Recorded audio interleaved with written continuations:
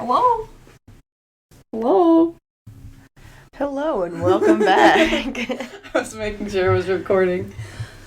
Hello and welcome back to... Clink, that's drink. Ding. Dink. I am Caitlyn. I am Kristen. And we are still the co-hosts. So, we are officially in spooky season. Fuck yeah, we are. We are excited to start off with a bunch of spooky season stories. Yes. Yes, we are. That's all what October is going to be, is the fun spookiness of spooky season. Because why not? Yes. And we love fall and it's getting cold. And it's finally getting cold. And not even cold, like it's just cooler. Because it's not cold yet. It's not 80 degrees. Sometimes. There's been a couple days right around mid-afternoon. I'm like, I am still sweating. It is October. Can we be done with this, please? Yeah, this weekend do you still want to go to Wheels of Fun? Oh, we are still going. Yeah, it's supposed to Corbin be is so excited. Yeah, so am I. It's supposed to be, I was so excited because I was like, ooh, I just got a new jacket, super fall. I was like, we can dress up all nice, and it's supposed to be 84 or something like that. And then it'll probably hit the 60s by the time the sun goes down. Yeah, well, yeah, you kind of just have to tie a jacket around your waist. Exactly. Which I'll do it.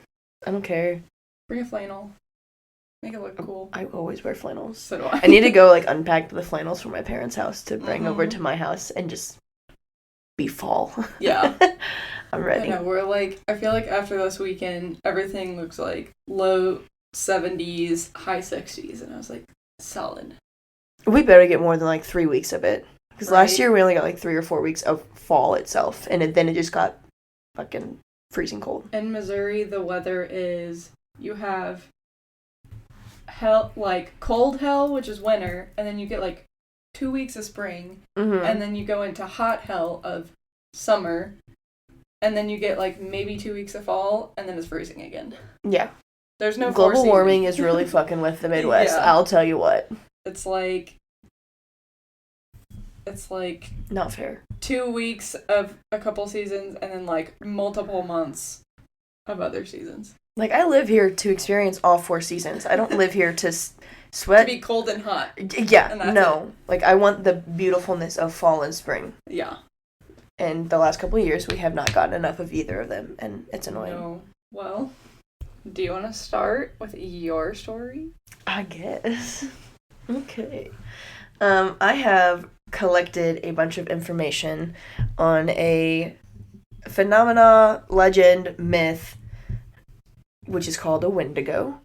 The biggest thing that I have learned or accumulated knowledge-wise just from hearing about them or seeing them in shows or listening to other podcasts, which I know are not reliable resources, but when you hear the same thing multiple times, it's kind of just becomes part of the myth or legend of it. And the biggest thing is the more you talk about it, the more likely you're to see or experience or find one, so to speak, which yes and no, I guess. It kind of just depends on circumstances. But the biggest thing is especially in wooded or forested areas, if you talk about it, it kind of summons the presence, so to speak. Or the more you say the name within your life, the more likely you are. It's kind of the same thing, but we're not in a wooded area. But if I sit here and say the word multiple times, it's calling the presence to your essence, so to speak, kind of thing. So they're gonna stay with you and not in my house.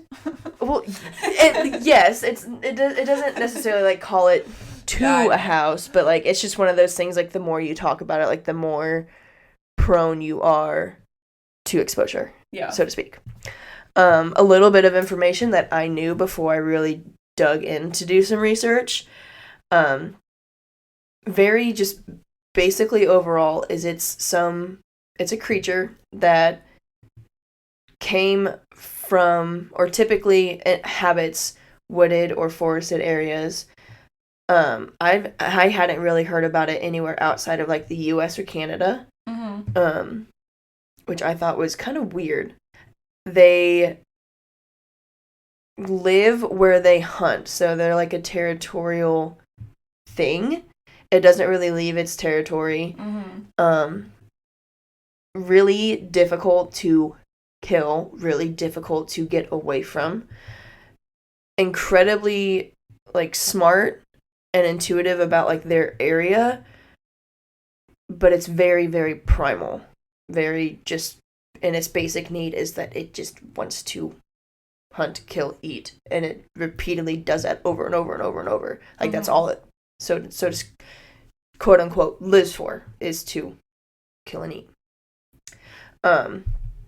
That's like the basis of my knowledge. There is one little token that I do know, but I'm going to save that for like when I'm talking about the research, because it is the freakiest freaking part of this thing. Do you know, like, because you were mentioning like movies and TV shows, do you have any off the top of your head that it's been in? Right off the top of my head, Supernatural. That's kind of what I figured. Yeah. And obviously that is very loosely based on like myths and legends, but like especially in the first couple of seasons, they did a lot of like urban lore and myths and stuff like that. That was probably like my most recent hearing of it, and I started watching like a year or so ago. I'm just watching that show really slow. And then podcast wise, it was, and that's why we drink, the Supernatural True Crime podcast. Yeah, I think that's the only time I've ever heard of them, and I can't remember anything. Yeah. Another thing is they are kind of talked about simultaneously with skinwalkers. Yeah. Depending on translations or certain legends or myths, they are kind of hand in hand. I should have done more research like with the skinwalkers word instead of just Wendigos, just to be able to like compare and contrast. But from my understanding, like they're compared to, because they do have a lot of similarities, but it's not the same being. There's like specifics that are like different about, and like is what pulls them apart.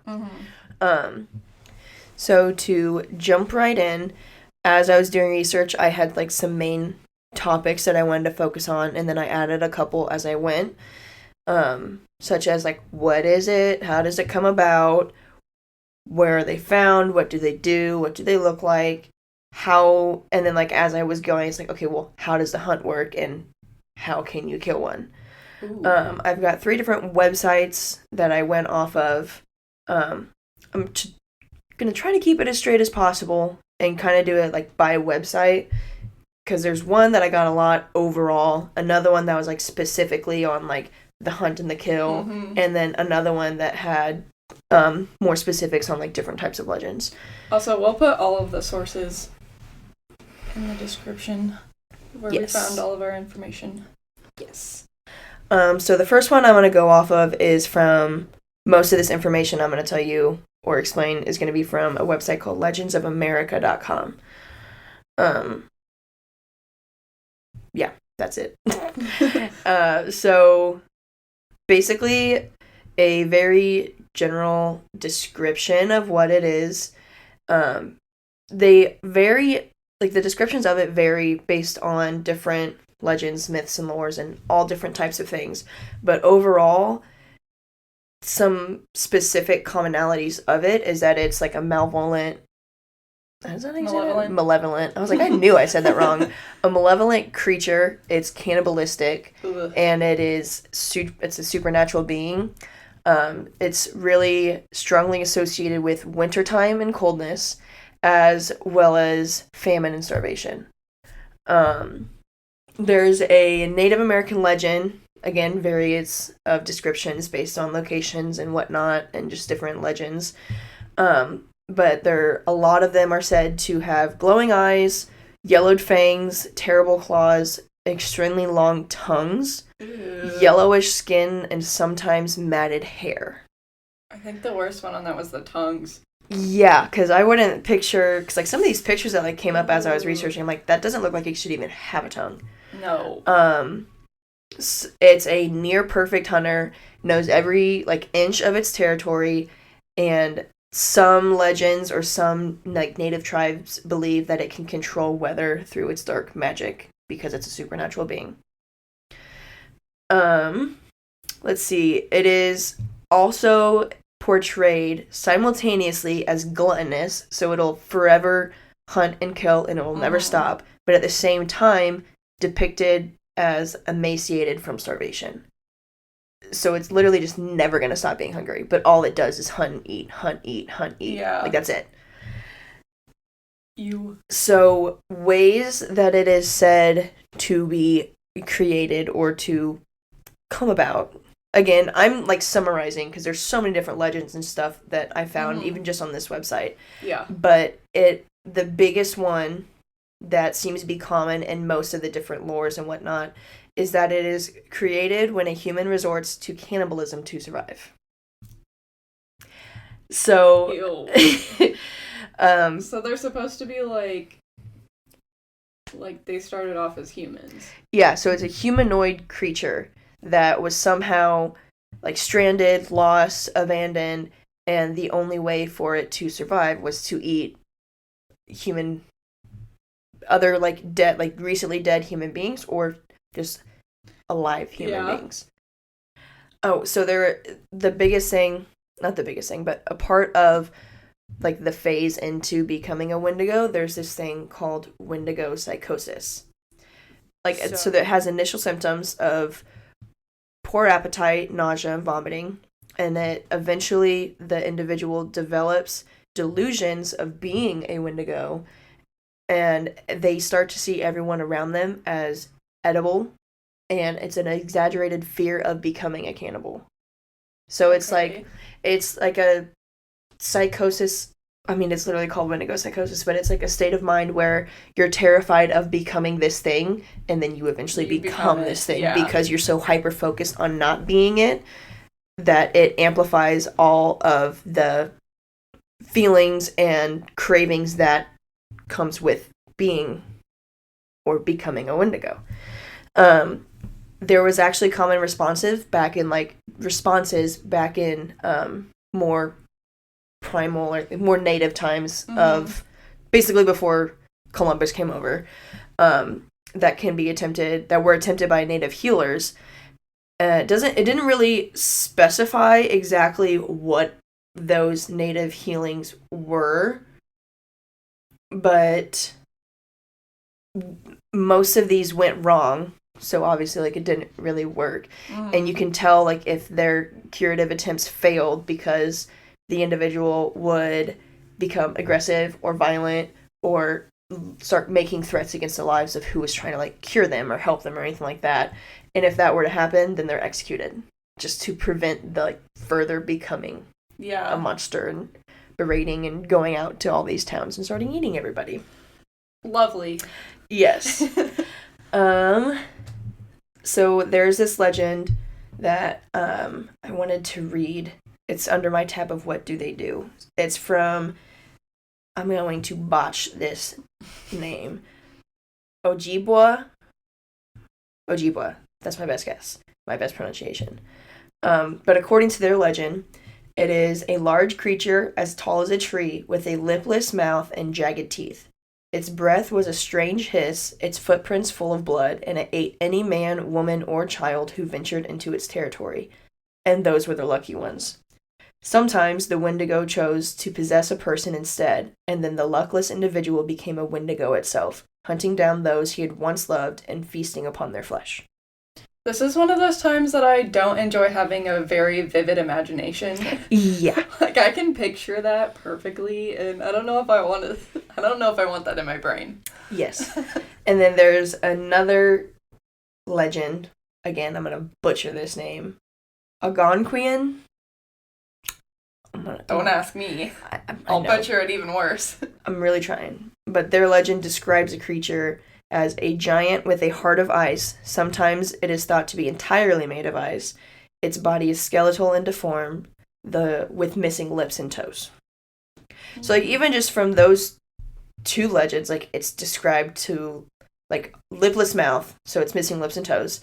But at the same time, like, the other one didn't say anything about it being made of ice or icy in any which way. All I could picture there was the from Game of Thrones. Oh, the Nightwalkers? Yeah. Yeah. those look a lot more humanoid than this, because a lot of pictures I've seen, like, some of it has fur. More, like, demonized. It's a lot more demonized. Like, about half of the pictures I saw have, like, antlers sticking out of their heads, big glowing eyes, elongated limbs, and claws and feet and stuff. Yes. One of my things that I've always had a problem with, like, no movies or anything ever really, like, scared me too much. But if there's something, like, that just slightly looks way off, that if it's, like, a human, like, if you've ever seen Grave Encounters, there's, like, the girl that, like, is standing in the corner and spins around and her mouth is, like, super long. That's the stuff that bothers me, because... It could be human, like, it's humanoid. It looks human, just, like, really off. And it's just, like, ugh. Those are the ones that get me. Yes. I'm going to do another little snippet from this website before I move to the next one. It has a little bit more specifics on the Wendigo psychosis. So, it's considered by some psychiatrists to be a syndrome that creates an intense craving for human flesh and a fear of becoming a cannibal. Ironically, the psychosis is said to occur within people living around the Great Lakes of Canada and the United States. It usually develops in the winter in individuals who are isolated by heavy snow for long periods. Initial symptoms are poor appetite, nausea, and vomiting. Subsequently, individual develops a delusion of being transformed into a Wendigo monster. People who have the psychosis increasingly see others around them as being edible, and at the same time, exaggerated fear of becoming cannibals. So that's just like the long-winded version of what I was trying to say. Yeah. But essentially, you're just overcome with, why am I thinking of this? I can't stop thinking of this. Oh God, I'm going to become this, but I need to stop thinking about this. And it's just like a on repeat in your head over and over and over and over and over. Ugh. So this next website that I have is called backstoryradio.org. And it's like the mythology and misrepresentation of the Wendigo. Ooh. So, let me get back to the spot in my notes. It had a couple snippets of, like, how is it, like, how are they made, how do they come about, and whatnot. The biggest one that most of the legends or myths in this website was that someone can become a Wendigo as punishment for dishonorable or taboo activities, such as cannibalism at the risk of starvation. So it all comes back to cannibalism, because that's what this thing does to survive. It eats human flesh. Like, that's... Ew. It is what it is. That is what it does. Nasty. It had a lot of similarities, and it kind of, like, was bringing in, like, pop culture from modern times to, like, relate different pieces of, like, what pop culture has done with the Wendigo today. And it lists a lot of, like, Stephen King books and, like, how it communicates those ideas and whatnot. So, did it say that there is, like, Stephen King has a Wendigo in his books, or is it just, like, similar attributes? It literally, the opening lines is, if you're a fan of Stephen King, horror movies, science fiction novels, or the show Supernatural, there's a pretty good chance you've heard of the Wendigo. But do you know where, or more importantly, from whom the story originated? Hint, it was not the writer's room at Warner Brothers. I was just trying to think of what book, because I've read a lot of Stephen King books. Which book would have Wendigo in it? Yeah, I don't know. This website also talks about the Algonquian people and kind of brings in their history and their, like, beliefs and whatnot. So yeah, it's like, okay, Wendigos generally considered a horrifying entity with insatiable taste for human flesh. Cool. Same type of thing on the other website. But the main piece I wanted to pull from that was certain myths and whatnot. It's like, okay, you've done dishonorable things or, like, taboo things, which again, still cannibalism, but those words I didn't see on the other website. So on my last website here, it is called it's ranker.com. Probably, again, these are not, like, educated sources, but it's a myth, lore, legend type of deals. Like, there's not going to be solid facts in any of these. Yeah. That's all it is lore type of stuff anyways, but it's really fucking interesting. Okay. So with this website, this is how I came up with, like, how their hunt works, and how to kill a Wendigo. Because, yes, it's cool to talk about, like, what it is and, like, the history-ish of it, but, like, the biggest thing about seeing one is the hunt or the escape or how to kill one. And so that's where I got a lot of... How do I escape? Most of the time you don't. That's kind of what I figured. Yeah. So the biggest thing is, one, it's difficult, extremely difficult to evade or escape one because, like I said earlier, they know every piece of their territory. So if you're still in their territory, there's no way you're going to be able to, like, hide from them. And there's a piece in this website that it literally says going inside a building does not matter because of the dexterity of the creature's build and how, like, because, like, it used to be human. So, like, it's smart and knows how to open a door and, like, follow you inside. I just got a visual because one of the things you read said that they're, like, as tall as a tree. And I'm just picturing, like, this tall-ass thing with long limbs, like, trying to get inside a tiny building. But it's, like, so emaciated because, like,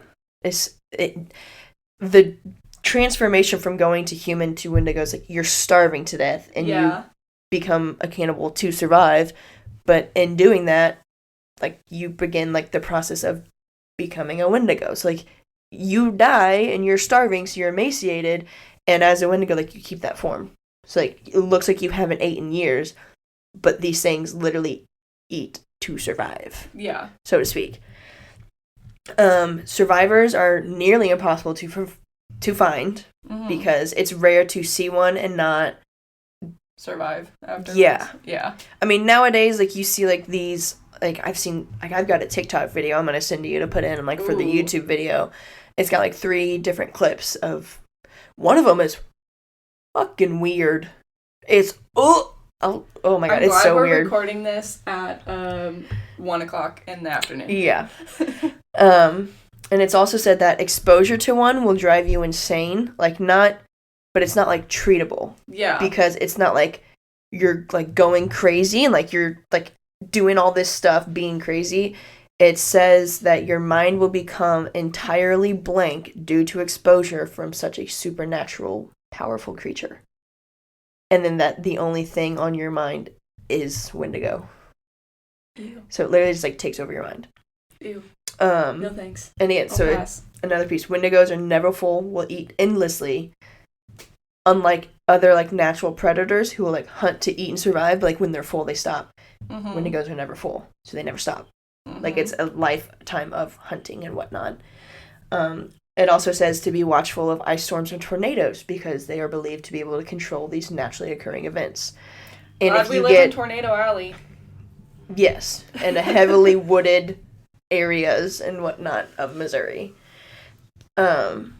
Can also cause animals to stampede through fear because, I guess, whatnot. Running away. And rip trees from their roots. Lovely.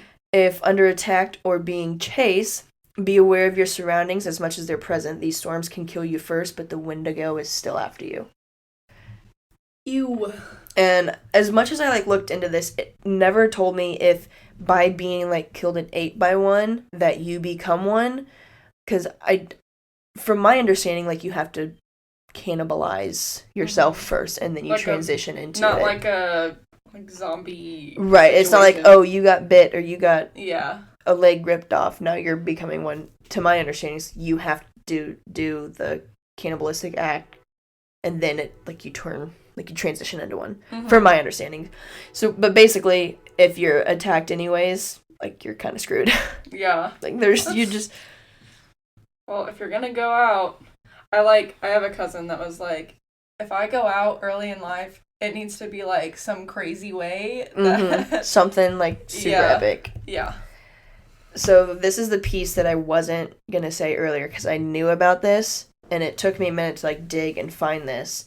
Okay. The creepiest thing about them, but it's also... Okay, anyways. But it's the creepiest thing is that how it lures victims, especially if you're, like, in wooded areas or, like, forest areas, and, like, you're kind of near the territory, but, like, not quite in theirs, especially if they can, like, hear you. They can mimic human sounds and voices to lure you closer. You. So, like, you're walking a trail in the woods, and you hear, like, a distant, like, a voice just, help, please, like, I've fallen, I can't get up. Or just, like, anything like that. You're in the forest, you're by yourself, you're with someone else, and you hear that. Do not acknowledge it. Do not approach it. Get the fuck out. And a piece of that is, like, the closer the voice, like, if it sounds really close, it's further away. If it sounds far away, it's really close. But at the same time, because supposedly they have terrible eyesight, and some believe that by not moving or not making a sound, you can deter them from you, or from the chase, or, like, from them hunting you. Yeah, they want to hunt, not just... Right. And they can't see very well, so if you're not moving, they're not going to see you as a target. But don't make eye contact, because that, like, locks in. It didn't really specify exactly why not to, but my guess is, like, you make the eye contact, like, it's a demon-esque type of creature. It can, you're like, connected. See it. Yeah, like, yeah. It's found you. Because one of those, like, the TikTok video I was telling you about, it's, like, 3 different clips, and in one, like, the third clip, there's, like, it's some person on a trail, they hear something, the woods go quiet, and there's, like, a bunny on the trail, and the person is, like, a foot from it, but the bunny will not move. Like, it is, like, dead set on not moving from that spot, because, I mean, it's a prey creature, like, it knows how to respond to predators. And that's another part of this, is, like, when heavily noisy areas, like woods or forests, go quiet, the area is telling you something's wrong, get the fuck out. Yeah. Woods and forests don't just go quiet. Yeah. They don't. Ever. Okay, bestie, let's go.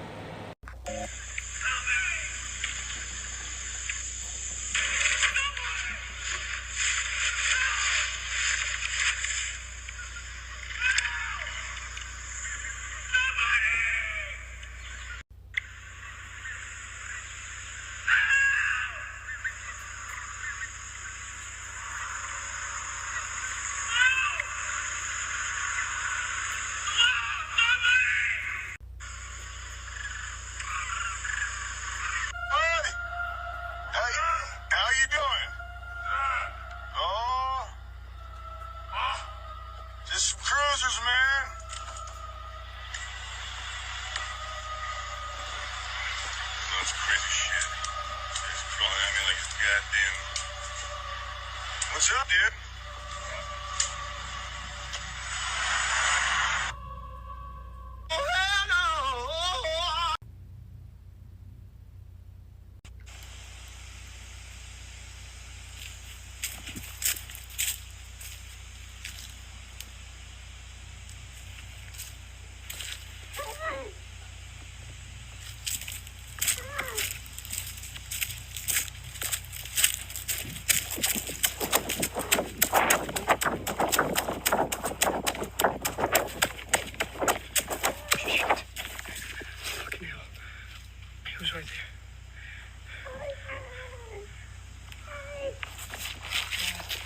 No, ma'am.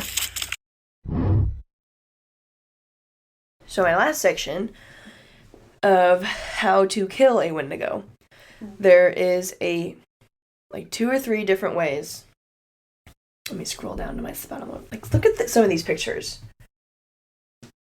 Like, that's like the like picture of like I know what the they psychosis. Look like now. I've seen.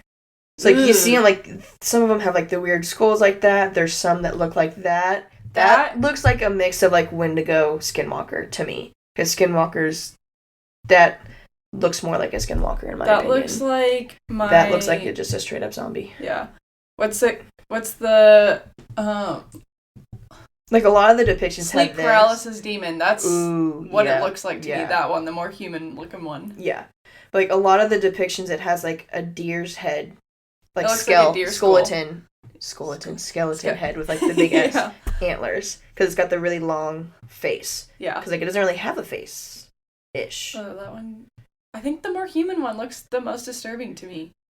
Like, that's just doesn't look real. So like that wouldn't freak me out as much as something. Where is it? Like that. Yeah, the more humanoid one looks the most disturbing to me. Yeah. Going indoors won't stop, yada yada. Like, that's weird. That looks like a zombie to me. Yeah, that looks like a zombie. Like a White Walker zombie mix. That's freaky, because it has human eyes inside the skull. Ugh. It literally looks like a skull with we'll just human keep on eyes. that picture. So, the couple ways to kill a Wendigo. The catch is, for most of these, you have to be, like, up close and personal with it. And if you're up close and personal with it, it's basically a perfect hunter, so you got one shot and you better freaking use it, because literally your life depends on it. Yeah. So the main one is to burn it alive entirely. That seems easy. Since it's commonly seen to be made of ice, you must be close enough to set the entire body on fire, but it's difficult because it's ice. Because it's ice, and it's such a good predator, like, it knows how to kill you, and if you get close enough, it's going to kill you. Yeah. And a piece of that's, like, its primary weakness is that its heart is frozen. So some legends state that stabbing the heart will release the human inside of the Wendigo, but it'll also kill them because you're stabbing its heart.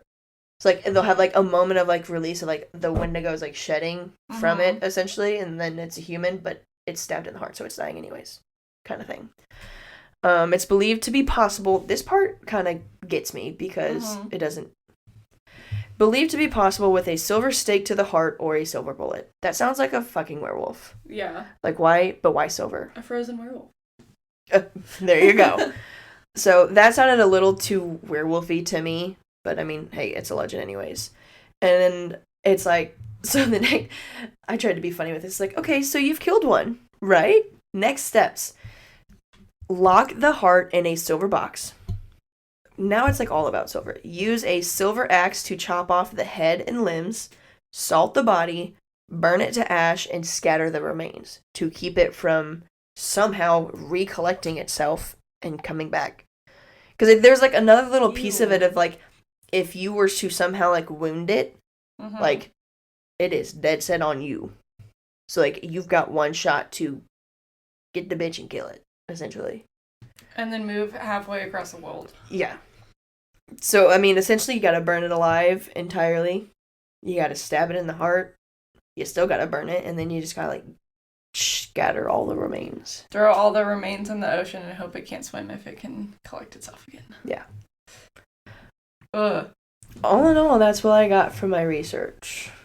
Yeah, I don't remember. I know I've listened to at least, like, a couple podcasts about it, but I did not remember any of that. And yeah.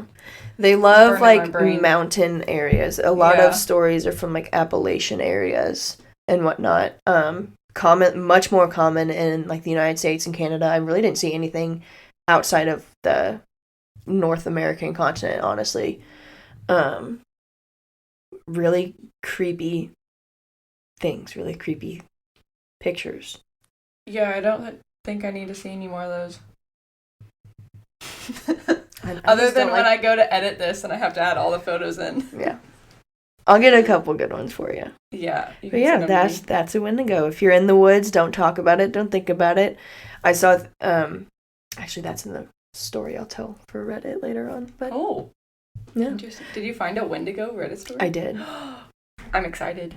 I did. And there's, like, one, it's a pretty short story, and then there's, like, a response, and then, like, the author comes back, he's like, oh shit. Anyways, yeah. Ugh. Okay. But yeah, that's the Wendigo. Don't say the name. Don't think about it if you're around, like, wooded or forested areas, and if you see one, you don't. Don't run, don't chase, don't become the prey. Nope, I'm gonna go back this way. Don't become the prey, guys. Yeah. Alright, Kristen, what do you got for me? I guess we didn't say this at the beginning. We kind of picked stories or things that we kind of, like, are super interested in, or, like, we were kind of saying, like, our favorite stories or whatever. So I have the Queen Mary. And I actually got to do, like, a haunted Queen Mary tour when I went to California in, I think it was 2019.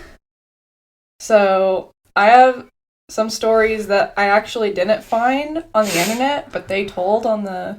Like on the tour? Yeah, on the tour. Cool. So, most of my sources just gonna be, like, Wikipedia and also stuff that I have from the tour. Right. But, yeah. So, I guess, I think I asked you, but what do you know about the Queen Mary other than... It's just one of the most haunted ships in the world, docked in California. It's been, I don't want to say like 100 years since it's like actually done a voyage, but it's been docked for quite a while. Super haunted. Yeah. And then just like that B340 is like the worst. I'd say the worst, like the most haunted room on the ship. But there's stuff that like happens everywhere, and I know that the boiler room's a hot spot too. Yeah. But and then there's like a little girl in like the swimming pool area. Yeah. But that's about all I got. So, I will say the only ghosty experience I've ever had is when we did the haunted tour. And I'll get to it when we get to that ghost. But I'm going to say some background information first. So, the Queen Mary, like you said, is an old ocean liner. It sailed primarily from 1936 to 1967. Okay, so like 70 years. Yeah. 80 years. Shit, it's 2021. Yeah. God, I'm like, oh, it's 2010. It's not 2000 anymore. Yeah. So like 80 years since it was floating around. Yeah. It is bigger, faster, and more powerful than the Titanic. Well, good thing they docked that before they found an iceberg. Right. Well, this was also 1936, what the Titanic sank in I don't fucking know. It was somewhere around 1920, I think. I think it was right before 1920. I think so, like sometime in the 20s. Yeah. It took 3.5 years to build and cost then $17.5 million, which to equivalent to today. Oh God. I don't even know how to say this number. It's so big. 338 billion.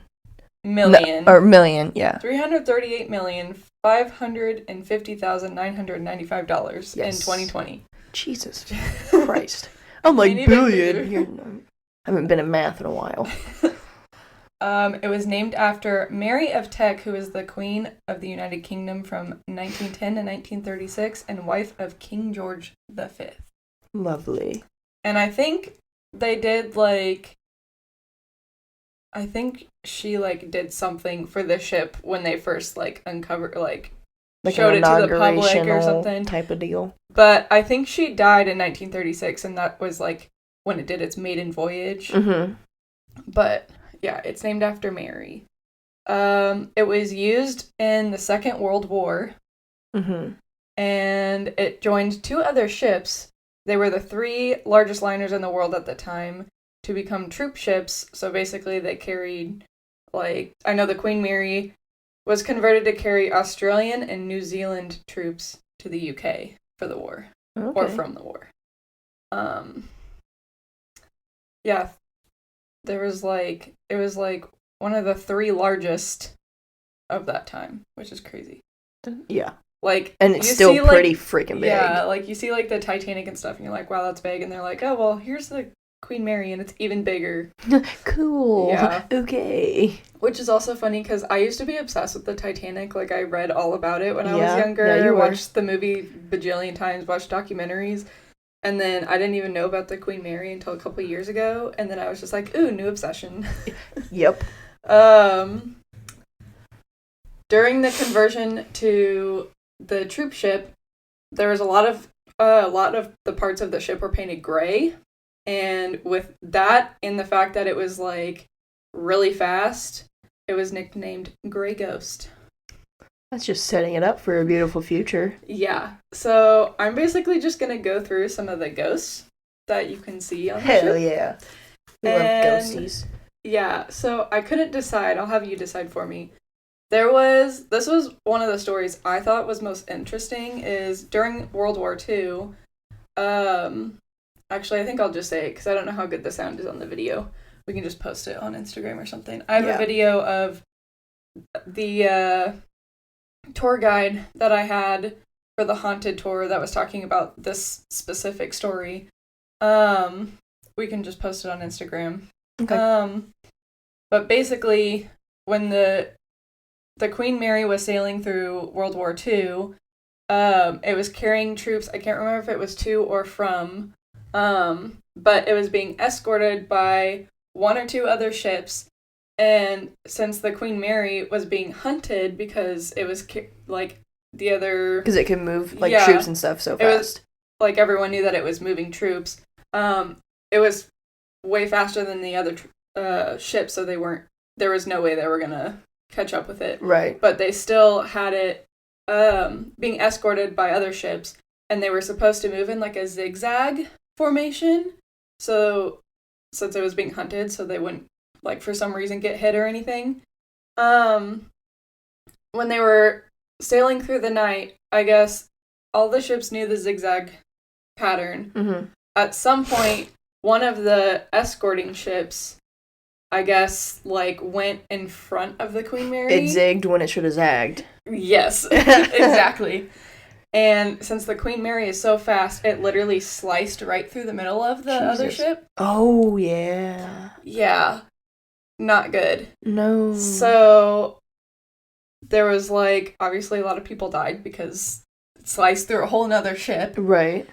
And when we were on the tour, the guide said that some people, like, doing the tour have heard, like, hands banging on the side of the ship, people yelling, and then, like, the scraping noise. Ooh. And, yeah, I have all that on him telling that story on video. We'll post it. That was the one that, like, kind of was, like, super creepy to me, is I was like, could you imagine? And we're like... And you're, like, standing, like, in the hole. And they're like yeah, like, we're... I guess it'd be the front of the ship, like, you can literally see the walls go like this. Like, you are at the front of the ship. Oh, God. And I was just like, can you imagine just being up here and hearing, like, the scraping or, like, you're working noises? in the area at the time and just then you hear it in real time. You're like, oh, my God. Yeah, so the second ghost, yes, which I think is the one they tell you first on the tour, is... I don't know if they have a name for it. I just saw and researched the White Lady. Okay. Which actually is, like, a term for a certain kind of ghost. You can look up, like, on Wikipedia, the White Lady, and it'll show you, like, everywhere a white lady has been seen, and it's just a woman ghost wearing, like, a white gown. Right. And so this girl, this lady was spotted. It was the first class lounge. Now I think it's a salon. Wearing a white evening gown. And people have seen her kind of dancing in the corner. Oh, okay. And so the Queen Mary during the World War II, or maybe right after, it was, I'll just read this. This is a headline from the New York Times in 1946. Okay. It says, the big British liner Queen Mary arrived yesterday with 2,252 British brides and children, the largest war bride contingent to land here from a single liner. So it also carried war brides. Wow. At one point. So some people were wondering if this is a woman that was, like, on the ship, like, traveling, and either, like, died on the ship or maybe died and, like, stayed there because she was, like, going to meet her husband. Right. Because she was wearing, like, the white gown and stuff, so people were thinking maybe she was one of the brides of one of the soldiers. Ooh. Yes. So that's all I know on that one. This is one that kind of creeps me out, and I can't remember. I'll just get into it. Yeah, so this next one is Little Jackie. Okay. Jacqueline Torrin was 5 or 6 when she drowned in the ship's second-class pool. Oh. I think they had a couple pools. Obviously, if it says second class, there's probably at least a second and first-class pool. Right. And I know each pool kind of has, like, some haunted stuff going on. And I think it was this girl that they said there was a worker, like, more recently. Right. That would be, like, saying that he didn't believe in ghosts and whatever. And, you know, that they're just, like, calling for things to happen for them, basically. Right. You're in one of the most haunted ships. You're like, oh, fuck it. I don't believe in ghosts. Yeah. You are just, like, waiting for them to be like, yeah. Bet. And just prove you wrong. Mm-hmm. Well, I guess this worker was, like, cleaning in, like, the second-class pool area, and he kept, like, I guess would, like, yell stuff at Jackie, being like, I don't believe in you, whatever, like, yelling at her. You dumb man. And then I guess what one day... dumb man. Right. I don't know for sure how exactly it happened, but I think he ended up, like, yelling at her and then was going to leave the pool area, and Jackie was, like, right there, and I can't remember if she, like, yelled at him or screamed at him or something, and the tour guide was like, yeah, he immediately bolted out of there and never came back to work. He quit. Oh, well, yeah. Yeah, but... Like, you're literally taunting, first of all, a child. Yeah, Second of all, ghost. a ghost. They gonna mess with you. Yeah. So there are reports that can be heard of splashing, Jackie calling for her parents, and sometimes she will respond to questions when asked. My sweet little girl. I know. I think there's another little girl ghost that I don't think there's too much information on. Hold on.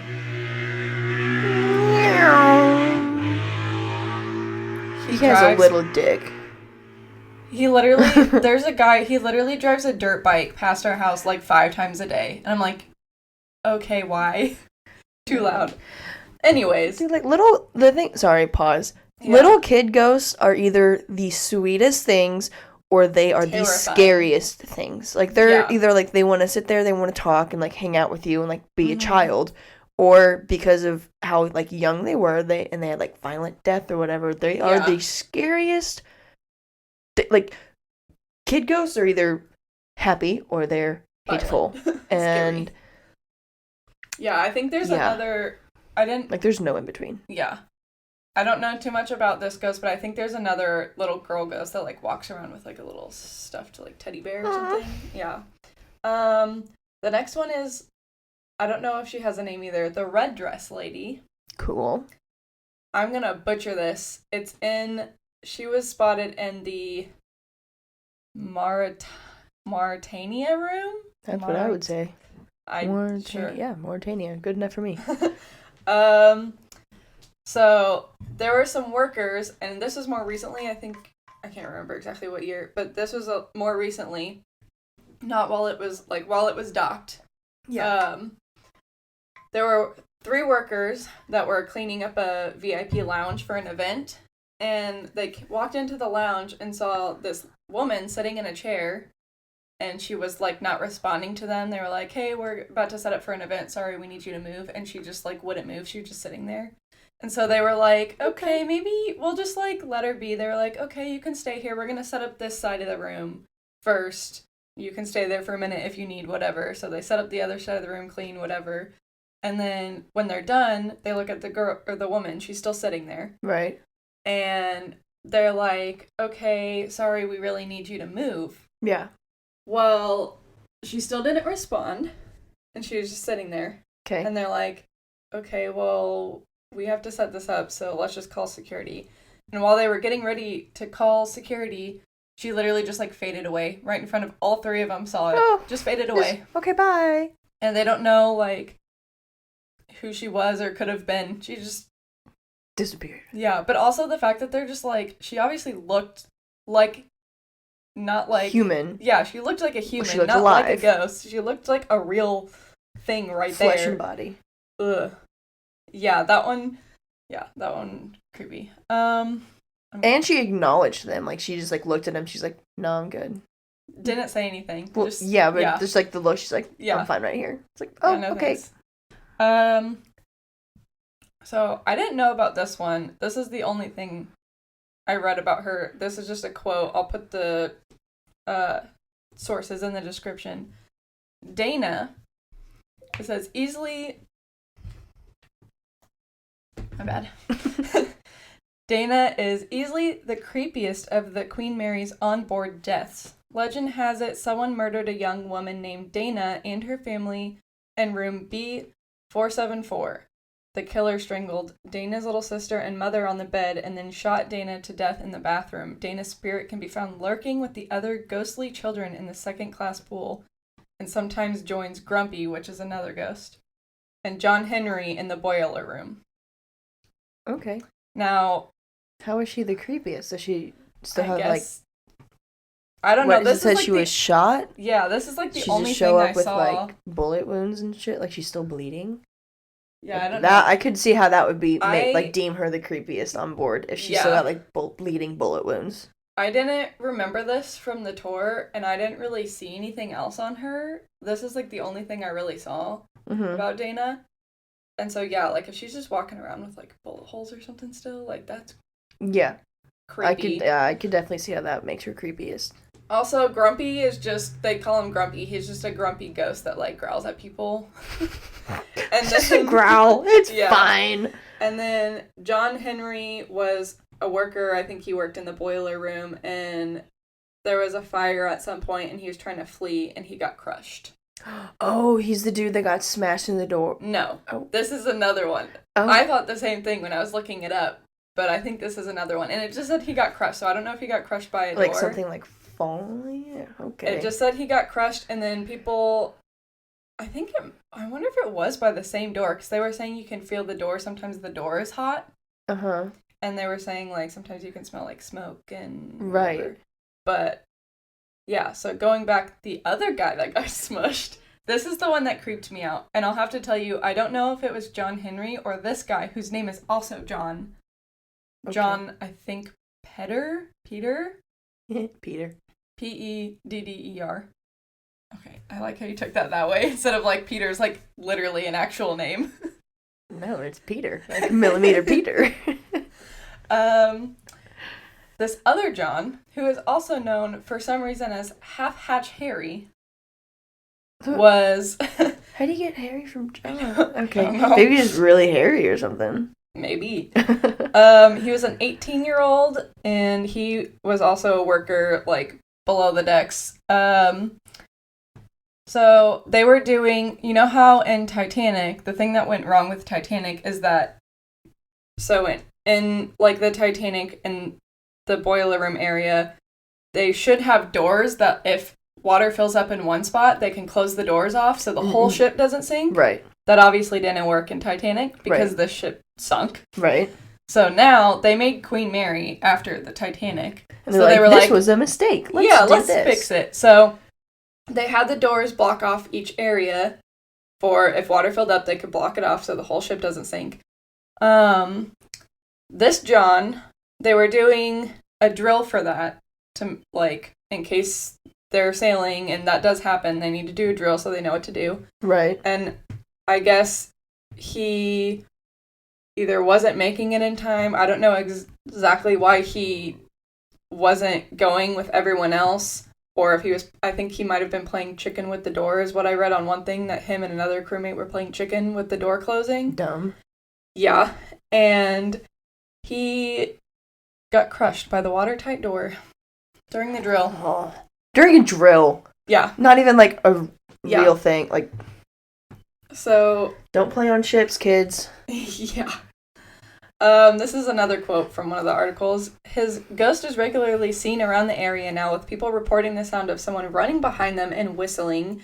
Others have noticed that spots of grease, like greasy handprints, will show up where he has been, or like fingerprints that have appeared on their faces. No thanks. Oh. Some have seen a figure of a bearded man in blue overalls that look just like the man who died out of the corner of their eyes. And several others have said that they saw an engineer wandering the hallways asking if guests had seen his wrench, but when they went back to find him, he had disappeared. Lovely. So, I don't know which John. I think it was this one, the one that got crushed in the door. Right. So, I went with my cousin Lainey, and when they were telling the story, and I think I have, like, one of the videos she took. Mm-hmm. I'll have to see if it's that part, because I remember looking back at her. But I was, like, standing there listening to him tell the story, and I thought that Lainey had, like, touched my shoulder, so I looked back, and she's just sitting there recording. So I was like, okay, she didn't touch me, so I was like, okay, whatever. And then they're talking about, like, the people seeing him, they think he's running behind him, and then I think, I won't say which ghost it was, because I can't remember, but I'm pretty sure it was this one. And they were like, yeah, women say that he's, like, a creepy old man, and they'll feel like someone's, like, he, like, touches them, or, like, whispers in their ear and, like, touches their shoulder, and I looked at Lainey, and I was like, I really just thought that you touched my shoulder, and you didn't, And she was he just likes like, me. We need to go. So Lainey's a lot like you. She's kind of interested in the ghost stuff, but she's like gets terrified of yeah. She doesn't like scary movies, that kind of stuff. And so when I told her that, she just went big eyes, deer in headlights. Oh shit, we gotta go. Yeah. But that's like my only ghosty experience, and it freaked me out, and I don't want another one of those. I'll listen to other people's ghost stories. Yeah. But the last thing I have is the room B340. So I know there's a lot about it. I didn't write too much because a lot of it is people, like, reporting kind of the same things. Right, like retelling their own story. Yeah. This is a quote. It says, in 1966, a woman staying in the room reported that she was woken up when the bed covers were pulled off of her and she saw a man standing at the foot of her bed. She screamed and rang for the steward, but the man apparently vanished into thin air. Lovely. If I was in literally anywhere and the covers got yanked off of me, like Paranormal Activity style, we're leaving immediately. Getting difficult. Yeah. There's been reports of knocking, bathroom lights turn on, and the one that creeps me out the most is that the water faucet in the bathroom just, like, will turn on its own. Yeah, that takes a bit of force to, like, crank a nozzle. Yeah. And then obviously the bed cover is getting pulled off. Yeah, it was saying that, like, the workers would go in there to clean and no one would have been in that room for, like, multiple days and the water faucet would just be running. And they'd be like, okay. So we're going to turn this off now. Yeah. But if anyone wants any more info on room B340, you can look up pretty much any YouTuber going to stay at the Queen Mary, and they probably stay in that room. Oh, yeah. I've watched several videos. So many. The last things I will say is that these are just a few other things just around the whole ship. And the swimming pools. I think this is the first class swimming pool. Wet footprints have been seen, apparitions of women, and vintage bathing suits, and sometimes you can hear laughter or splashing sounds. Cute. Yeah, I mean, honestly, if there's women in, like, the old bathing suits just chilling and laughing, like... Let them have their time, man. That wouldn't scare me very much. Be kind of cool, to be honest. The wet footprints would kind of creep me out. That would be creepy if you, like, saw the footprints happening. And it's... Like, you see it go left, right, left. Like, you see the progression of it. You're like, all right, time to go. Well, and also, it's just creepy because the pool doesn't have water in it. Yeah. It's not, like, a usable pool anymore. So when I went, I don't know if they have ever had it open in, like, more recent years, but they had the whole pool, like, blocked off, so we just had to kind of look through the glass of the doors to see in there. Right. But, yeah, there's no water in there, so wet footprints is kind of creepy. The third class playroom, which I think I have pictures of this, reports of children crying. Let me tell you that if there's no children around, I don't want to hear children crying. No. That falls into the creepy kid ghost category. Yeah. And also, I think the kids' playroom, they have, like, the original stuff there. I don't think they just put in random things. I think it's stuff that was, like, on the ship. Because also, when they converted the ship to, like, the troop ships, they took a lot of the stuff off the ship and, like, stored it in warehouses. And now I think they've, like, brought stuff back on, especially to, like, show off, almost like a museum. Right. That playroom looks creepy as hell. Probably hasn't been touched in 50 freaking years. It looks creepy as hell. All the toys in there look super creepy. The first class staterooms, which B340 I think was a stateroom too, so I'm wondering if this is supposed to be kind of the same guy. Reports of a dark-haired figure in 1930s style suit. It's a fashionable suit. Yeah. But it's old. Yeah. And then just around the ship, general sounds of, like, knocking, slamming, high-pitched squeals, and temperature changes.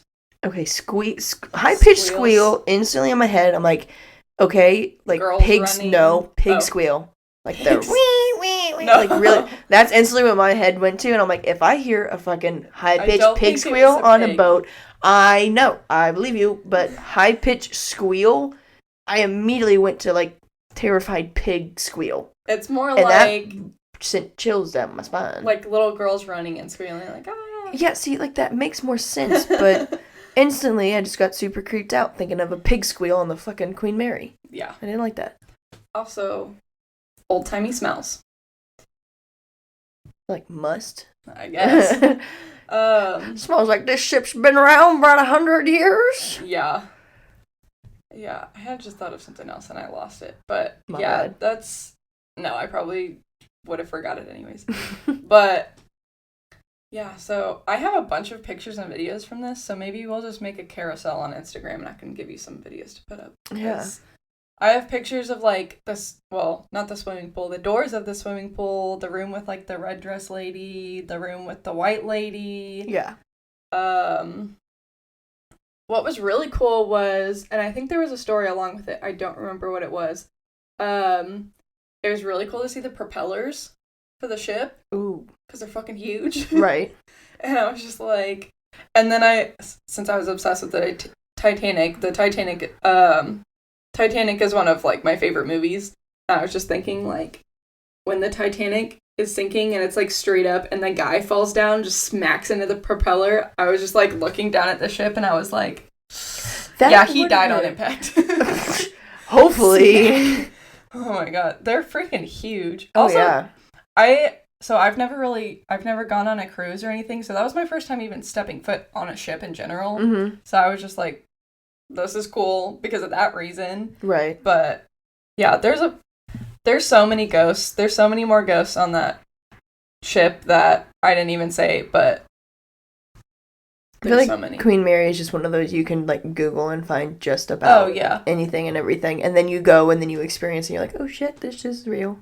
Yeah, if anyone is going near Long Beach, I definitely recommend I can't remember what the exact tour is called, but it's just like the haunted tour.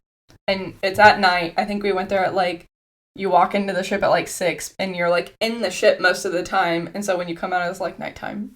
It's kind of cool. But also, the ship makes so many freaking noises, so he's telling us, like, creepy stories, and then it's just, like, ee, and we're just like, yeah. Okay. No thanks. Also, you can see the skyline of Long Beach from the, port ship, yeah. And I can't remember what show he said it is. I think it might be, like, one of the Miami, I don't know if it's, like, CSI Miami or one of those, and that's, like, the skyline that they use. So he's like, look, we're in Miami, or whatever that's city funny, it is. it's in California. Yeah. Yeah, well, I mean, it makes sense for filming reasons, I guess, but... Well, yeah. Yeah. Okay, that's my story of the Queen Mary. Alright. So, if you're start over.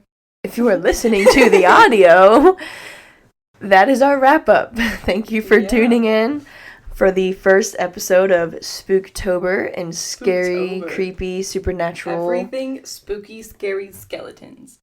Spooky, scary skeletons. That is, so first episode of October is down and it is in the books. We've got a lot coming up for you guys. We've got some... We can make Spooktober into Spook November, too. But... Yeah, we could. We really could. So we like that stuff so much, but... Yeah, we've got some cool stuff set up for you guys. The next 3-4 weeks are going to be spooktacular. Yes. I hate myself for saying that. Spooky, spooky. Okay. Now for... the YouTubes. Alrighty. So to keep in with my trend here, I found, I guess for this week's trend, I went on to Reddit to see if I could find a personal Wendigo story. I did such a thing. And so I got the story, I've got like a response, and then the author commenting to the response. Because the ones like below it there's only like a few responses, but anyways. So this is under a tag of like Wendigo stories. This is posted by Master Vanilla 1 from a few months ago, and it is literally titled My Wendigo Story. Ooh. So here we go.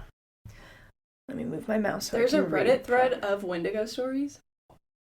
Yeah. Not very big because again, not super common. Yeah.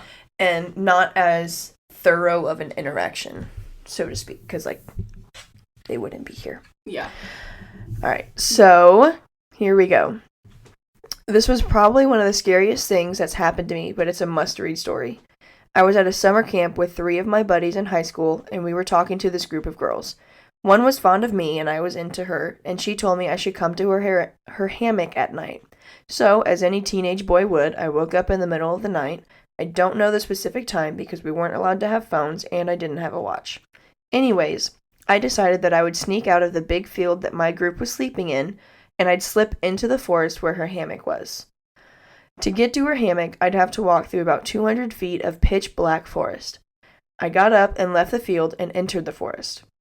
Her hammock was right next to the bathrooms, and I could see the dim yellow light of the bathrooms far away down the trail.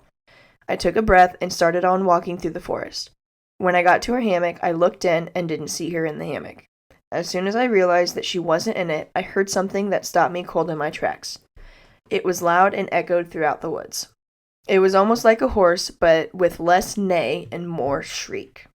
My mind started racing. The whole time at camp, me and my buddies were joking about Wendigos, and one of my friends said he saw a tall figure walking along the trees late at night. We all thought he was kidding. Mistake number 1, don't talk about them surrounded by and camping in a forest.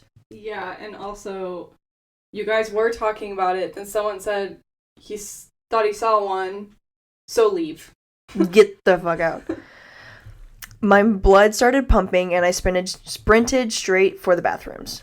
Once inside, I calmed myself down, relieved myself, and told myself that I wasn't what I thought I was. Good idea.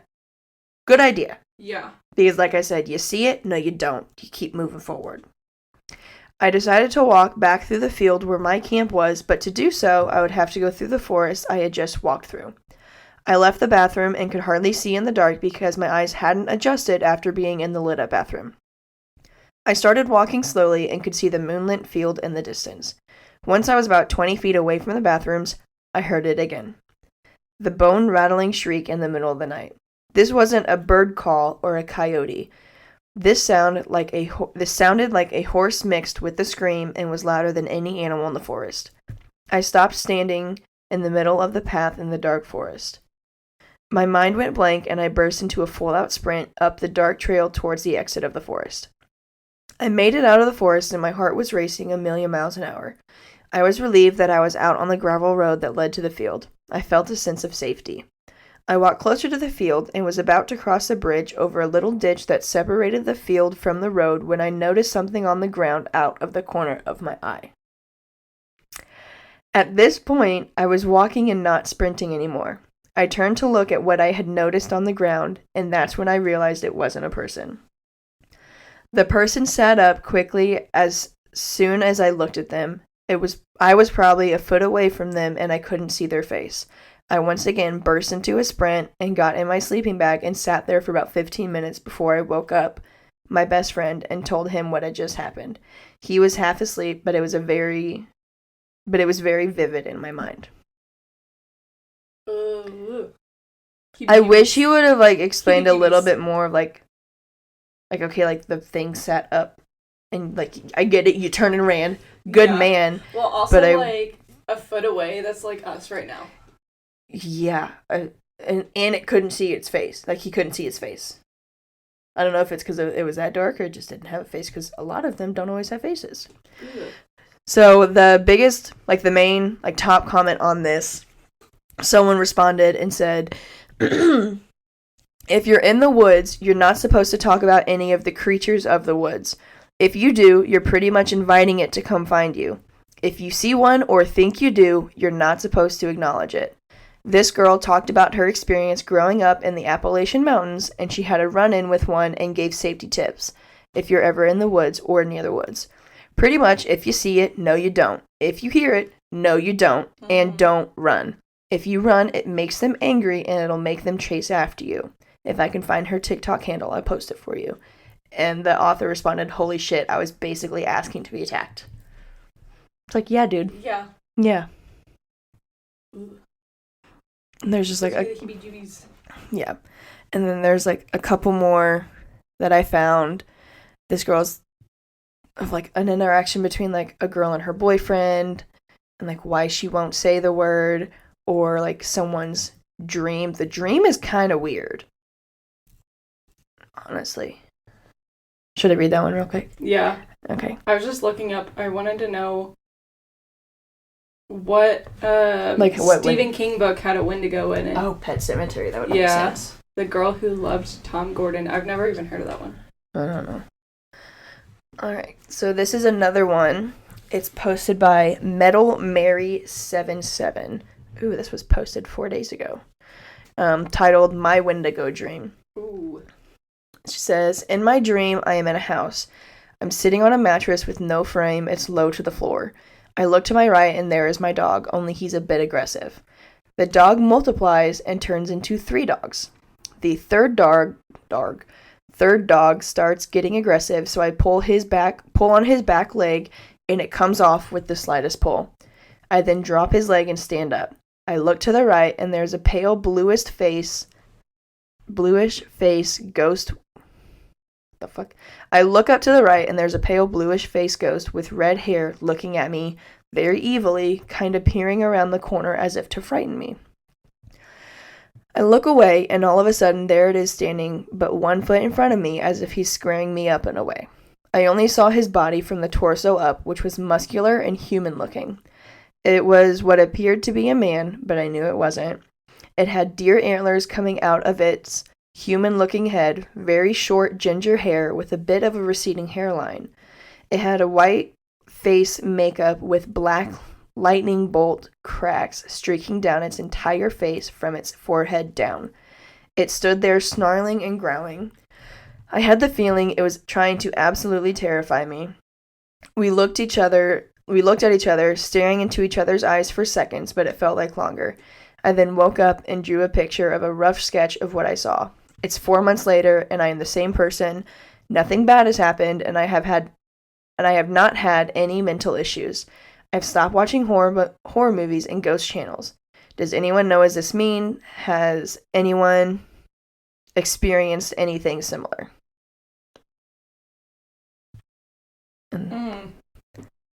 The fact that, like...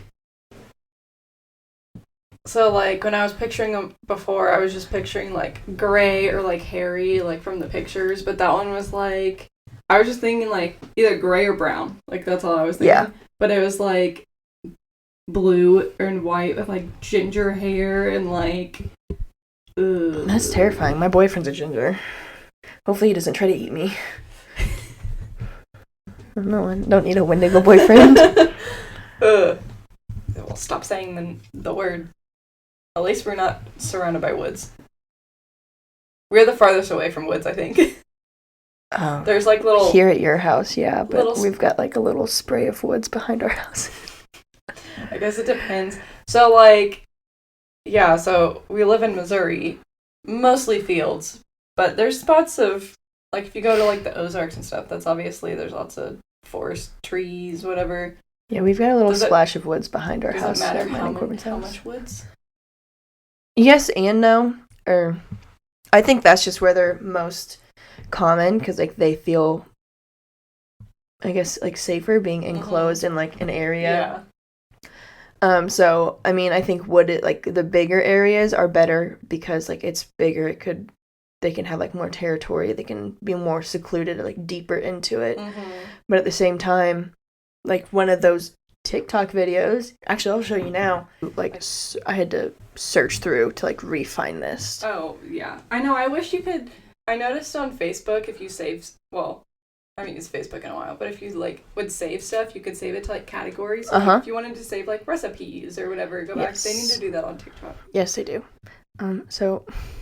Okay. Here it is. Bestie, let's go.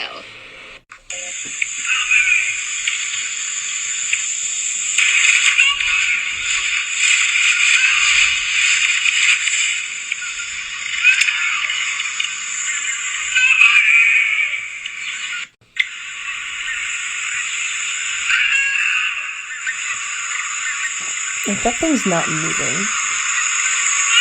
Not, like, no...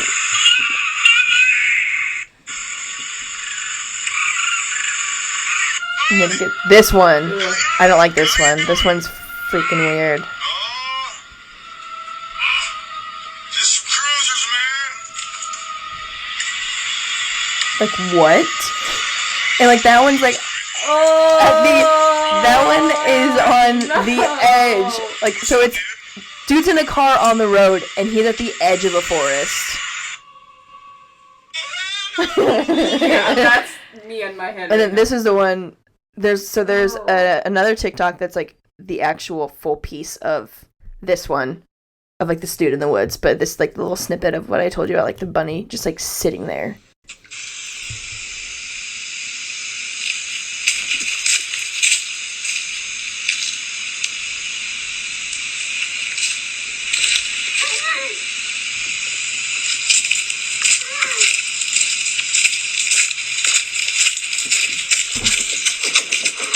Yeah, run. That.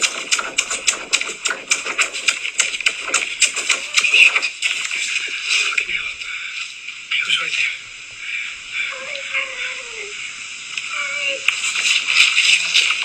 No, ma'am. Okay, bestie. Ew. Yeah. Ew. That's like what I was talking about, where it's like, oh, they look like human, but And then they're, they do like- things that humans shouldn't be able to like do, or like yeah. Yeah, that second one was rough. Yeah. Like in that last clip, I ran into like the original TikTok that clip was taken from, and it's like the dude's like literally walking up on the bunny and the trail, and it like you hear like the woods like go quiet, and then like everything that we saw there, then that happens. I'm like, bro, get out, get out right now. And I rewatched it several times to like see if you could see something. I couldn't see something. But I feel like that's okay. I'd rather not see something like just like crouched in the bushes. Ugh. That's like, yeah, like, I know you haven't watched very many horror movies, which we're gonna change that, but As long as we don't watch them at night. we can watch them during the day. Just leave all the. See, that's windows fine. I can do that. I'll do that. We can turn the lights on. It's okay. Although I'm 25 almost, and I'm scared of the dark. I The don't like the dark ones because I of, see like- things in the dark. yeah, the ones of like when people get possessed and stuff, and their body's like all contorted. That's when it's a no for me. That's uncomfy. It's just I don't like looking at it. Like you shouldn't. Like I get it. You're a contortionist. Like with your acting career, but like your body shouldn't be able to fucking do that. Stop it. There's gross. I think it's in the Conjuring universe. I think it might be the Conjuring 3. Maybe. There's like like the guy's like super tall, slender, and he can like bend in all sorts of ways, and I saw behind the scenes for it, and he just like moving his body which way, and then I saw other videos of him, and he was like whatever Contorting doing all these moves, and I was just like, you're like, okay, I'm done. I don't want to watch this anymore. no thanks. Do you know who Sophie Dossie is? She was on America's Got Talent. She like is a contortionist. She can like shoot the bow and arrow with her I was gonna foot. say, is it the one that Yeah. There's a video of her. She went on Ellen and she was like, yeah, this is how I like to scare people, and she like does a backbend. And Oh, she does can, the like, walk? run. Oh my god, yeah. And does what is it, The Ring? Is that from The Ring? Or is that also Conjuring? I mean, there's No, lots The of Ring scary is where it movies. crawls down the stairs. The one that messed me Or The up Grudge. most- The The Grudge. Grudge. I do not like. I will Grudge. never watch that. The long. I will never watch that. I watched one of them. I will never watch it. We No. need to get you to watch The Shining. Yes, because I want to watch Doctor Sleep, and I can't watch that without watching The Shining. The Shining is one of my favorite movies, especially horror movies. But the first time I watched it, I know this is me talking, and I've seen like a whole bunch of horror movies. I was so bored the first time I watched it. I like fell asleep during it, and Yeah, that won't because be me. It doesn't really. It's not. It's more of a thriller. It's not jump scare, Yeah. ghost, that kind of stuff. It's just like. My It's thing is, like, like, it's they're in, so like- realistic. Like, the idea that it could literally happen with the realisticness of it. Yeah. The I mean, things, it's like, based on a real hotel, so yeah. well, yeah, like, the thing with me, like, with horror, like, I would, like, gore, I don't like it, but, like, that doesn't bother me, like, when it's, like, realistic horror. Especially because I'm so much an avid believer in, like, just paranormal, like, ghosts and entities and anything like that, and, like, possessions and demon. Now, don't get me wrong, some of them are pushed a little past the limit when it comes, like, possession and demons in general. But, like, stuff like The Shining, with how similar and realistic it is, and the fact that it's like, okay, like, this scenario could literally happen. This little kid could literally see ghost twins at the end of a hallway. Yeah. The realism of it is just like, that's where it gets freaky for me. The Shining is definitely more ghost story, and the, I mean, this doesn't really give anything away, but, like, the little kid has, like, a sense. Mm-hmm. I don't really know how to explain it without, I don't want to say too much, but he, like, has a sense, and so the second movie is him grown up dealing with having that sense of, like, I won't say too much, because we'll watch it. But I need to. I want to. The Shining, really, watching it, it's literally just like a ghost movie without, there's not really any jump scares in it. It's like a 70s movie. So it's like, it's not, like, overtly scary. And then the second one is more supernaturally, I feel like. So I feel like, I know that you're definitely going to like the second, like, the new movie that just came out. But, yeah. The Shining's probably my favorite. Have you watched the Conjuring movies at all? Yeah. Any of them? All of them? Those are probably, it's a cliche thing. Those are probably some of my favorite, like, more paranormal, scary movies. So, because I have them in a list of the Conjuring universe, of, like, the chronological order. Yes. And I started that. I had seen The Nun before, so, like, I started... That movie, like, was okay. The bitch jump scared me a couple times. It's got that one. Those movies definitely have jump scares, but storyline no. So yeah, okay. So, like, I, like, started watching them in order because I hadn't seen any of the Annabelles. I'd seen a couple of the Conjurings, and I'd seen The Nun, but I'd not watched everything in the universe. And then I kind of, like, fell off of it. It's like, I think I've seen Conjuring 1 and 2. Is there a third one? Because isn't Devil Made Me Do It? Is that 3 or is that 4? So I thought that was 4 for some reason. I can't even remember. I think the first 2 Conjuring movies for me are definitely the best out of the whole universe. Mm-hmm. Annabelle's pretty good. I like the, like, real life Annabelle story. Which I think I would not fuck with Annabelle at all. Ever. That's why she's locked in a box. I would not want to see her. That is one thing that's on my bucket list is I want to go the Warrens' house. They had, like, a little separate part of their house, like in the movies, where they have all their artifacts. Oh, I know. I want to just step in there, take a look around, and then immediately leave. See, I wouldn't even step in because, like, I don't see things as much, but, like, I feel things way too easily. Like, I'm way too in tune with, like, just feelings and emotions and energy in general. I could not step foot into that room. I would walk away with something. Mm-hmm. And I couldn't do it. I just, Yeah, there's a lot of things in that room. I would, like, maybe, like, peer around the corner from, like, down the hall. And just be like, I see you go back there, what you got there? And that's it. I could not physically step foot. Like, if I passed that threshold, they would, which I guarantee they've got, like, salt lining and, like, every possible protective way about house. It. Well, yeah. But I could, Which one of the movies, I can't remember which one it is. One of them touches on the fact that, like, I think it kind of shows, like, their daughter, like, living in the house. And I think it's the second one. I think it is the second one, yeah. Because that's when Lorraine, like, is, like, really out of sorts. Uh-huh. Yeah, but I'm just like, they had to do everything they possibly could because that's literally, like, their house. And they're raising a child in it. Yeah. Well, time to wrap up, guys. Yes. The audio will come out on Fridays. Video on Saturdays. Yes. We will continue with spooky season. Spooky season will go for the rest of October. I'm excited for our personal stories. I'm excited for everything that we have planned. Same. I think it's going to be a lot of fun. We're going to bring in definitely different types of spooky. Yeah. Because, like, we like different types of, like, spooky. Yeah, we're going to hit a lot of stuff, and it's going to be so much fun. I can't wait. Also, next week we get to talk about going to Worlds of Fun, and I get to take you into all the haunted houses. Yes, we were thinking about buying the fast pass for the haunted houses, but we didn't look at prices or anything. So that's something that we can all talk about. Yeah, we can look it up.